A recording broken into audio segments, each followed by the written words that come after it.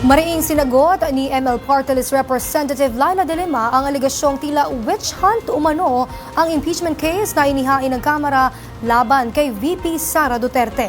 Ang detalye ihahatid sa atin ni Sofia Potenciano.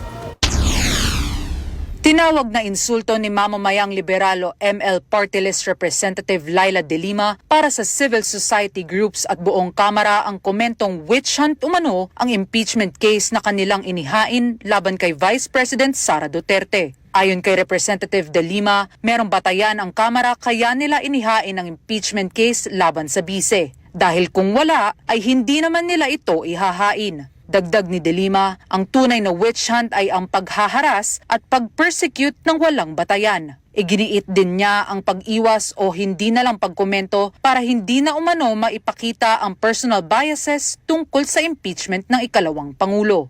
Pinabulaanan naman ni Bicol Saro Party List Representative Terry Ridon ang naturang aligasyon. Ayon kay Representative Ridon, hindi witch hunt kundi hunt for the truth o paghahanap sa katotohanan, accountability at transparency ang hinahanap ng Kamara at taong bayan. Kinwestiyon rin niya ang pagbibigay ng ganitong pahayag ng isang senator judge na aniya ay inaasahang magbibigay ng patas at walang kinikilingan na proseso.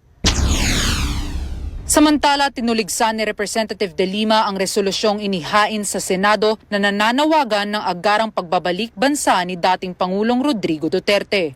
Ayon kay De Lima, political posturing lang ang ginagawa nila at wala itong legal na bigat sa kasong kinakaharap ng dating Pangulo. Dagdag pa niya, isang international tribunal ang International Criminal Court o ICC at meron itong sapat na jurisdiksyon para sa mga umano'y krimen ni Duterte.